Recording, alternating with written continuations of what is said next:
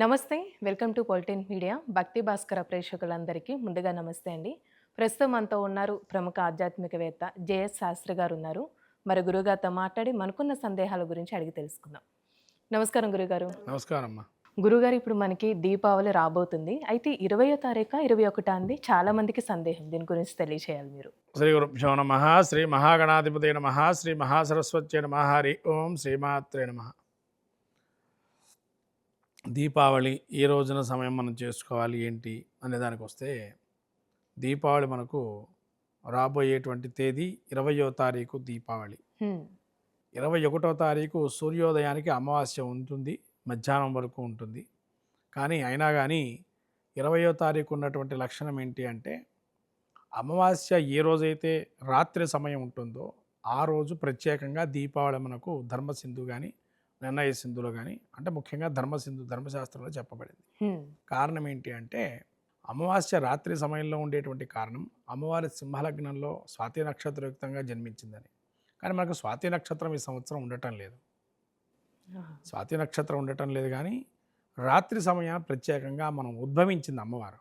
అమ్మవారు. అంటే దేవదానవుల సంగ్రామం ఏదైతే జరిగిందో మనకు సముద్ర మదనంలో అమ్మవారు ఉద్భవించినటువంటి సమయము ఈ యొక్క దీపావళి సమయం. అందుకని ఈ సమయాన్ని, ఉద్భవించిన సమయాన్ని మనం తీసుకుంటాం. అది సింహలగ్నం అర్ధరాత్రి సమయంలో ఉంటుంది. హ్మ్. ప్రతిరోజు సింహలగ్నం మనకు ఇప్పుడు కలుగుతున్న సమయం దాదాపు రాత్రే ఉంటుంది, 1 గంట 2 గంటలకు ఉంటుంది. అయితే ఆ సమయంలో అమ్మవారు ఉద్భవించింది కాబట్టి అమావాస్య క్రమం తిథి ప్రాముఖ్యత కాబట్టి నక్షత్ర ప్రాముఖ్యం లేదు. ఎందుకంటే నక్షత్రం మర్నాడు వస్తుంది మనకి. మరి నక్షత్రాన్ని బేస్ చేసుకోవాలా, తిథిని బేస్ చేసుకోవాలా అంటే రాత్రి సమయం అమావాస్య ఉన్నదే బేస్ చేసుకోవాలి. అంటే ఏ తారీఖు వస్తుందండి? 20వ తారీఖు పూర్తి అమావాస్య రోజు. రాత్రి ఉంటుంది. మరి నరక చతుర్దశి ఎప్పుడంటే ఆ రోజు చతుర్దశి ఉంది కదా సూర్యోదయానికి. మరి ఆ రోజే అంటే ఆ రోజే నరక చతుర్దశి కూడా. ఎందుకంటే మనకు ప్రత్యేకంగా ఘట్టంలో తెలియాల్సిన విషయం ఏంటంటే, నరకాసురుడిని చంపింది తెల్లవారుజామున. చంపేసి సత్యభామ సహితంగా కృష్ణుడు తన యొక్క నగరానికి వేయించేశాడు. ఆ వేయించిన సమయంలో హారతులు ఇస్తారు హ్మ్. ఆ పురప్రజలు. అక్కడ కృష్ణుడు సత్యభామ అందుకుంటారు. అందుకొని పురప్రవేశం చేసే సమయం తెల్లవారుజామున ఉంటుంది కాబట్టి నరక చతుర్దశి తెల్లవారుజామున ఏదైతే ఉంటుందో ఆ రోజున నరక చతుర్దశి అంటారు. అంటే 20వ తారీఖే నరక చతుర్దశి పండుగ చేసుకోవాలి. అందరూ తెల్లవారుజామున హారతులు ఇచ్చుకోవాలి. హ్మ్. ఎవరు కొంతమంది తెల్లవారుజామున తర్వాత హారతులు ఇచ్చుకునే వాళ్ళు సాంప్రదాయంలో కొంతమంది ఉన్నారు. ఏదైనా కానీ 20వ తారీఖే నరక చతుర్దశి చేసుకోవాలి. దీపావళి కూడా అదే రోజున చేసుకోవాలి. 20వ తారీఖు. 20వ తారీఖే 2 రోజులు. మరి 21వ తారీఖు ఏం చేయాలండి అంటే, ఆ అమావాస్య రోజున కేదారేశ్వర స్వామి వ్రతాలు ఉంటాయి. కొంతమందికి నోములు దీపావళి రోజు చేసుకుంటారు, చేసుకుంటాం. అమావాస్య రోజు చేస్తుంటారు. అవునండి. అలాంటి వారు 21వ తారీఖు కేదారేశ్వర స్వామి వ్రతాలు పెట్టుకోవాలి. హ్మ్. ఎందుకంటే సూర్యోదయానికి నోములు వ్రతానికి అమావాస్య తిథి ఉండాలి కాబట్టి 21వ తారీఖు సూర్యోదయాత్తుకు ఉంటుంది కాబట్టి కేదారేశ్వర స్వామి వ్రతాలు 21వ తారీఖు, దీపావళి పూజాధికాల కార్యక్రమాలన్నీ కూడా 20వ తారీఖు, అలాగే నరక చతుర్దశి హారతులు ఇచ్చేటువంటి కార్యక్రమం కూడా 20వ తారీఖు. హ్మ్. అంటే మొత్తం మీద మనకి 20వ తారీఖే దీపావళి, నరక చతుర్దశి ఒకటే రోజున వస్తున్నాయి. ఇక ధనత్రయోదశి చూసుకున్నట్టయితే 19వ తారీఖు వస్తుంది. 19వ తారీఖు. ఈ 3 రోజులు చాలా ముఖ్యమైన కాలాలు. మనకు లక్ష్మీ అనుగ్రహంతో పాటు యమధర్మరాజు తృప్తిగా చేసేటువంటి దీపాలు కూడా ఇక్కడే. హ్మ్. కాబట్టి ఇది ఉత్తర భారతదేశం వారికి ఉగాదితో సమయము. వాళ్ళు ఉగాదిగా పోలుస్తూ ఉంటారు.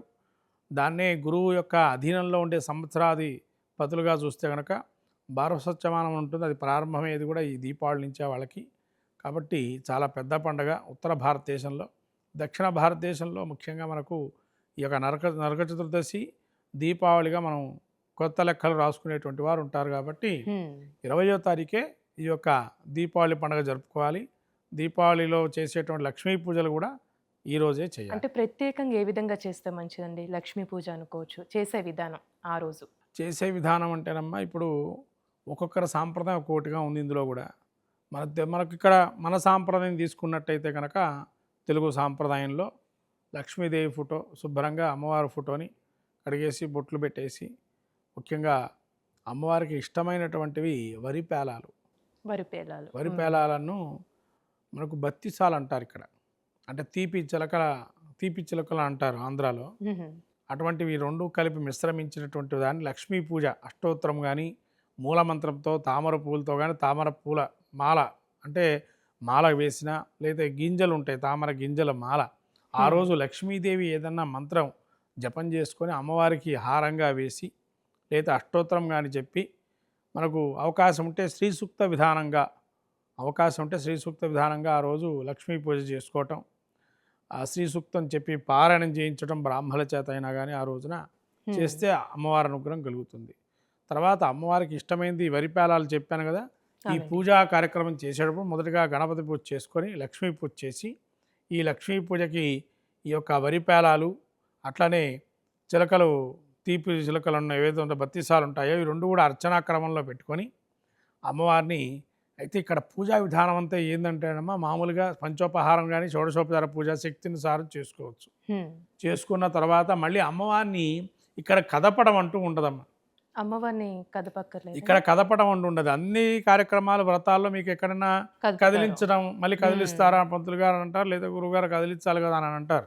యథాస్థానం ఇక్కడ అమ్మవారికి యథాస్థానం అనేటువంటి ఉండదు. ఎందుకంటే లక్ష్మీదేవి ఎప్పుడు మన ఇంట్లో ఉండాలని మనం ఊరుకుంటూ ఉంటాం కదా. అందుకని అమ్మవారికి ఇక్కడ మనం ఏం చెప్పాలి అని అంటే యథాస్థానం సుస్థిరో భవ అనేటువంటిది చెప్పాలి. సుస్థిరో భవ అంటే నీ వసతుగా ఉండమ్మా మా ఇంట్లో అని చెప్పి లక్ష్మీదేవికి ఈ యొక్క వాక్యం చెప్పేసి అమ్మవారికి అక్షతలేసి దండం పెట్టుకోవాలి. అంటే అమ్మవారు నివాసమై ఉంటుంది. అది వ్యాపార స్థలంలో కావచ్చు ఇంట్లోనూ కావచ్చు, ఎక్కడ పూజ చేసుకున్నా అమ్మవారికి యథాస్థానం అనేటువంటిది ఈ విధంగా చెప్పాలి. అంతేగాని యథాస్థానం ప్రతిష్టాపయామో ప్రవేశయామోనో చెప్పకూడదు. యథాస్థానం సుస్థిరో భవ, నీకు తోచిన విధానంగా ఎక్కడ ఎలా ఉండాలో అలా ఉండమ్మా లక్ష్మీదేవి అనుగ్రహం. అంటే కొంతమంది లక్ష్మీదేవి ఎక్కడెక్కడ ఉంటుంది అంటే మనం పెంచుకునే తులసి కోట కూడా లక్ష్మీదేవి స్వరూపమే, మనకు సూర్యోదయ కాంతి వచ్చేది లక్ష్మీదేవి స్వరూపమే. అట్లా మనకు చంద్రోదయం అయినప్పుడు వచ్చేటువంటి మంచి చల్లటి గాలి ఔషధీ గుణాలు కలిగిన గాలి లక్ష్మీ స్వరూపమే. అలానే మనకు ఈ యొక్క విభూది మన ఇంట్లో ఉండే విభూతి పెట్టుకున్న దానిలో లక్ష్మీ స్వరూపమే. మనం నెయ్యి ఏదైతే ఉంటుందో ఆ నెయ్యి లక్ష్మీ స్వరూపమే. ఇవన్నీ కూడా లక్ష్మీతో కూడుకున్నటువంటి స్వరూపాలు. అందుకని ఈ స్థితిలో కానీ లేదా ఇంట్లో ఉండే బీరువాలో ఉండేటువంటి నైరుతిలో మనం డబ్బు పెట్టుకునేటువంటిది స్థితిగా ఉన్నాం ప్రస్తుత కాలం. పూర్వకాలం ఉత్తర భాగంలో ఉండేవాళ్ళ కుబేరుడు ఉన్నాడని, ఇప్పుడు మనం నైరుతిలో పెడుతున్నాము లక్ష్మీదేవి స్వరూపంగా. ఆ లక్ష్మీ స్వరూపం అక్కడ కూడా మనం పెట్టి పూజ చేసుకోవచ్చు. ఇది విధానంగా లక్ష్మీ స్వరూపాలు ఉంటాయి కాబట్టి లక్ష్మీదేవి యథాస్థానం సుస్థిరోభవ అని చెప్పడంతో ఈ స్థితిలో ఇక్కడ అమ్మవారు ఉంటుంది మన ఇంట్లో ఉండడానికి అని చెప్పారు. అంటే కొంతమంది బొమ్మల కొలువు కూడా చేసుకుంటూ ఉంటారు కదండి దీపావళికి, అంటే అది ఏ ప్రకారంగా చేస్తూ ఉంటారండి? ఈ బొమ్మలు అనేటువంటిది ఏంటంటే దొంతులని పెడుతూ ఉంటారు కొన్ని సాంప్రదాయ ప్రకారం. ఈ దొంతులు అనే సాంప్రదాయం మాకు చాలా మటుకు తెలంగాణలో ఉంటుంది. ఈ దొంతులు అనే దానికి వస్తే కనుక ఒక మనకు చిన్న మట్టితో చేసేటువంటివి ఉంటాయి. దానిలో ఒక దానిలోనేమో గోధుమలు, ఓ దానిలో బియ్యము, ఓ దానిలో చక్కెర వేస్తారు. కొంతమంది ఏం చేస్తారంటే ఈ వరిపేలాలు దొరుకుతాయి కదా, వరిపేలాలు వేస్తారు. ఇలా వేసి వాటిని అంటే మూడిటిగా పెట్టి పూజ చేస్తారు. అది కూడా లక్ష్మీ స్వరూపం. ఇది ఎలా అవుతుంది అంటే దొంతులు అని అంటే ఇక్కడ లక్ష్మీ స్వరూపం అంటే ధాన్య స్వరూపంలో పూజ చేస్తున్నారు లక్ష్మిని. అంటే ఒకప్పుడు కాలంలో అందరికీ డబ్బు కానీ ఇవేవి లేవు, లేకున్న సమయంలో ఏం చేసేవాళ్ళు అంటే లక్ష్మిని ఎలా పూజ చేసే ఫోటోలు కానీ ఏవి ఉండేవి కావు. ఏదో పూజ చేసుకోవాలంటే ఒక దీపంలోనే పూజ చేసుకునేవారు. లేతే అక్కడ ఉండే మీ దగ్గర ఉండే ఏదైతే ఉంటాయో వాటితోనే పెట్టుకొని అమ్మవారు అనుకోనో అయ్యవారు అనుకోనో పూజ చేసుకునేవాళ్ళు.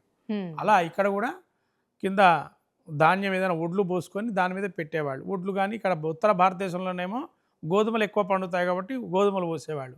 దక్షిణ భారతదేశం ఒడ్లు ఎక్కువ పండుతాయి కాబట్టి ఒడ్లు వేసేవాళ్ళు. ఒడ్లు వేసేసుకొని దాని మీద దొంతులు పెట్టుకొని రెండు రకాలు, ఒకటి లక్ష్మి ఒకటి గణపతి స్వరూపంగా పెడతారు.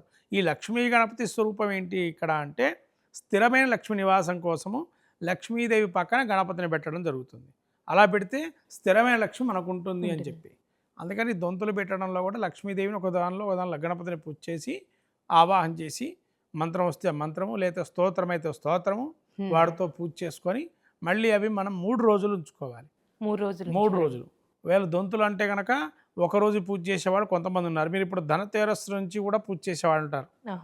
ధాన్యము ధనం అంటే అమ్మవారే కదా అని చెప్పి ఆ రోజు నుంచి ధనత్రయోదశి, చతుర్దశి, దీపావళి 3 రోజులు పూజ చేసి అమావాస్య అంటే పాడ్యం రోజున వాటిని తీసేస్తారు. హ్మ్. అలా చేసేటువంటి క్రతువు కూడా ఉంటుంది. కాబట్టి లక్ష్మీదేవి స్వరూపాలు ఈ విధంగా ఉంటాయి. ఇట్లా ఆరాధన చేయాలి. ముఖ్యంగా 20వ తారీఖే లక్ష్మీ అనుగ్రహం పొందటానికి దీపావళి. లక్ష్మీ పూజలు చేసుకోవాలి. చాలా చక్కగా తెలిసా గురుగారు. ధన్యవాదాలు.